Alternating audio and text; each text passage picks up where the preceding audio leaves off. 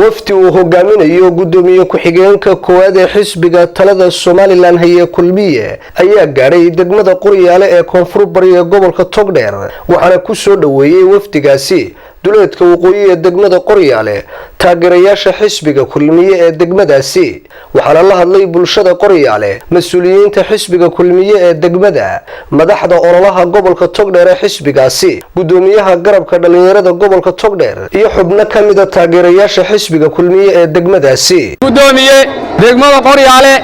adiga iyo waftigaad hogaaminaysaanba waa idinku soo dhaweynaynaa waxa mahadle ilaahay inoo suurta galiyay kulankan qiimaha iyo qaayaha badan ee aynu ku soo dhaweynayno xisbiga kulmiye ilaahay aan ka yaabno macaasidu waxba ma tarto waxay xumaysan mooyeen waxba ma tarto dumarku asturka ha qaata ilaahay subxaanahu wa tacaala codka lagu kala badinaya qaylada iyo sawaxanka iyo isqaawinta iyo xijaabka asturka laga tagaa cidna waxba ka anfici maayo waxaan leeyahay marka hore ilaahay raxmaanka ha laga boqo xisbiga wadani xamartan idin sheegaya wax badan baa ka jira xiriir badan baa ka jira intaasiba waa xaqiiq mujaahid adiga waftigaaguba ku soo dhawaada degmada Qoryaale waxa weeyaan degmadii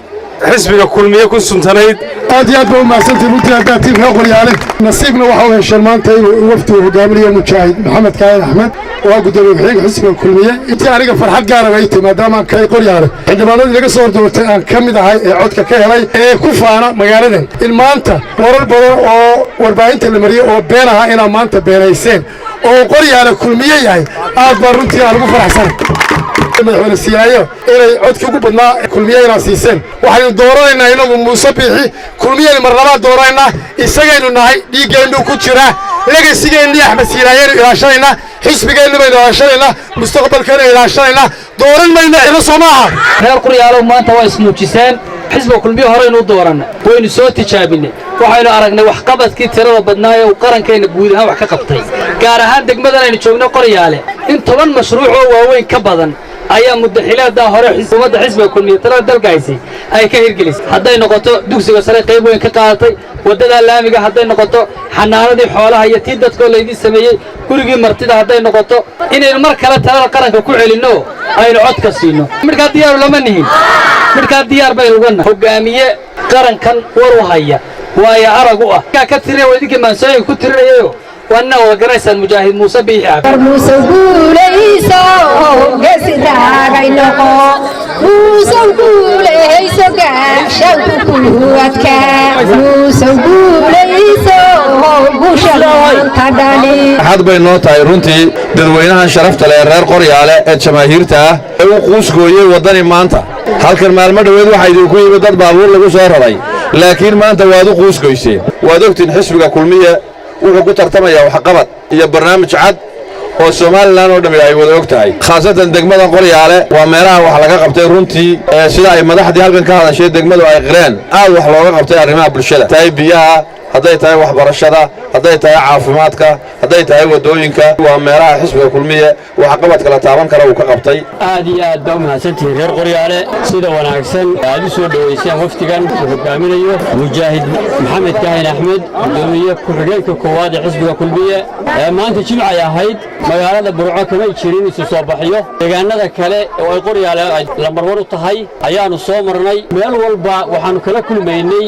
muqaabalatan lamid ah tanaasi ugu heer sareysa maanta waa is sheegteen waa is muujiseen maanta mayna dooran xisbiga kulmiye hore u dooranay tacab badan iyo hawl badan baa kaga baxday xisbiga wadani waxaynu leenahay deegaamada aad ku leedahay xuduudda iyo meelaha taageerada ku leedahay halkani ma ahee raali iska ahaw aad iyo aad baan ugu mahadnaqanaa sida xuduudda leh aad iyo aad baan nooga farxiseen inaad kulmiye tihiin baa muujiseen marka aad baa ugu mahadsantihiin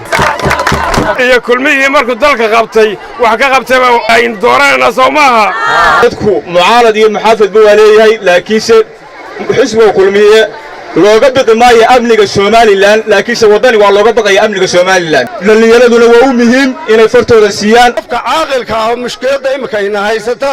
inuu xisbi golaha dhexe noqdo oo aqlabadiisa ka tago mushkilad caalami ah oo timi موسى دلبينا aynu dooranayna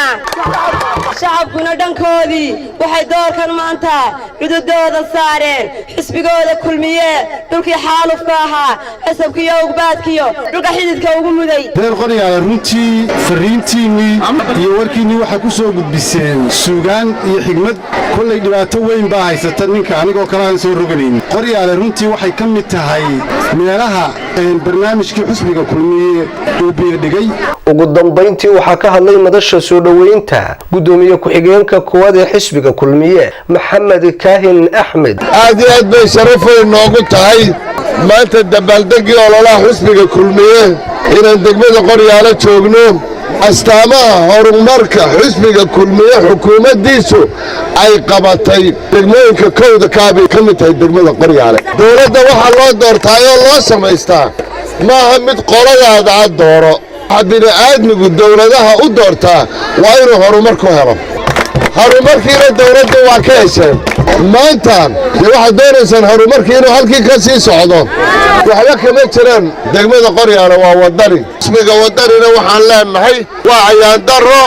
idinkoo doonaya dalkan inaad maamushaan idinkan doonaya inaad bulshadan maamushaan inaydun tidhaahdaan muwaadiniinta kaarhkoodaannu gubaynaa waa arrin siyaasi ah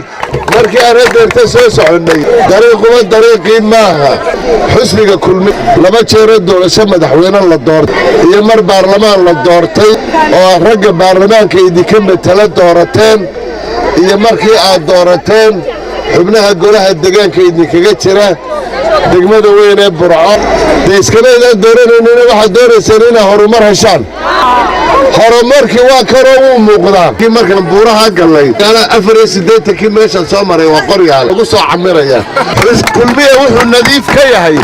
inuu cid walba ku ixtiraamo mowqifkiisa siyaasadeed